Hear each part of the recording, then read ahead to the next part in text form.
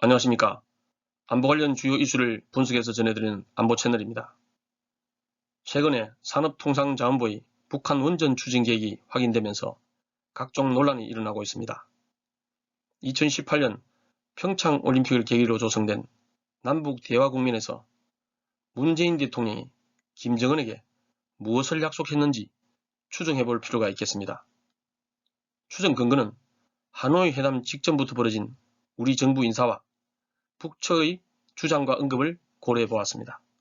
하노이 회담 직전 문정인 특보는 영변 영구 폐기 시 부분적 제재 완화가 가능할 것이라며 금강산 관광, 개성공단 재개 등 남북 협력 사업에 대한 기대감을 나타냈습니다. 하노이 회담이 결렬된 직후 통일부는 개성공단, 금강산 관광은 비핵화에 기여하는 호혜적 사업이라고 강조했습니다. 북한에서 공식 입장을 표명한 적은 없지만 북한도 하노이 회담 이후 개성공단, 금강산 관광 재개를 기정사실화했을 것으로 보아집니다. 하노이 회담 이후 3개월이 지나면서 북한의 입장이 나오기 시작했습니다. 2019년 5월에는 우리 정부의 인도적 지원 거론은 생색내기라고 비난하면서 쌀 5만 톤 지원을 받지 않겠다는 입장을 전달했습니다. 광복절을 맞아 평화경제를 언급한 문재인 대통령의 발언을 평화경제는 삶은 소대가리도 앙천대소할 노릇이라고 비웃는 상황까지 발생했습니다. 10월에는 김정은이 금강산을 방문하여 금강산 시설을 싹 쓸어내고 자기네식으로 새로 건설할 것을 지시했습니다. 그러면서 남녘 동포들이 오는 것은 환영한다고 말했습니다. 이후 우리 정부는 신변 보호 문제가 우선 해결돼야 한다면서도 금강산 개별 관광을 본격적으로 추진하기 시작했습니다.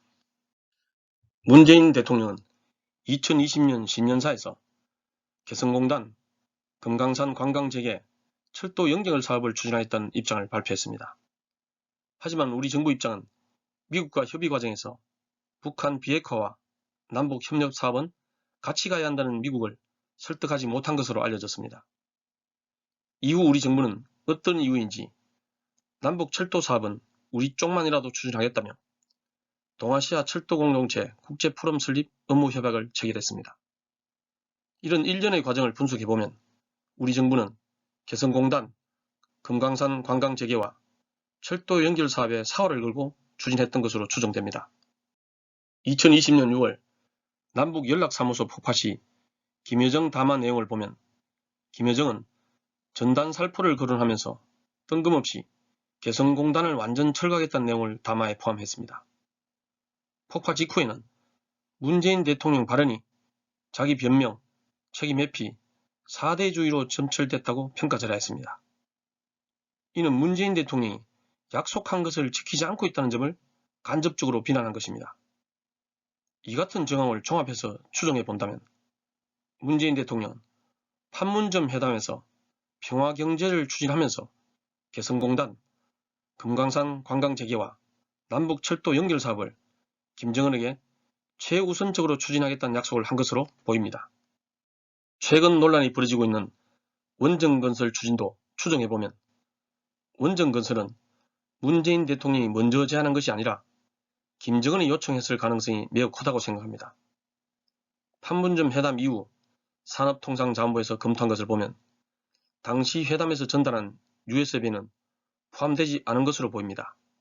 하지만 회담에서 경제건설에 대규모 전력이 필요하다는 점을 김정은이 제기했을 것이고 이를 문재인 대통령이 검토해보겠다는 입장을 밝혔을 것입니다. 그렇기 때문에 판문점 회담 직후 산업통상자원부와 관련 기관에서 북한 전력 공급 방안을 검토했을 것입니다. 종합적으로 정리해보면 판문점 회담에서 평화경제 구현을 위해 문재인 대통령은 김정은에게 개성공단, 금강산 관광 재개를 약속하면서 남북 철도 도로 연결 사업 필요성을 제기했을 것입니다. 이에 김정은은 문재인 대통령의 구상에 호응하면서 자신들에게 필요한 전력 공급 방안을 요청한 것으로 보입니다. 이에 김정은은 문재인 대통령이 약속을 지키지 않았기 때문에 제8차 당대회에서 대가는 지불한 것만큼 노력한 것만큼 받게 돼 있다며 남측이 움직이는 것만큼 상대해주겠다는 입장을 발표한 것으로 보입니다. 감사합니다.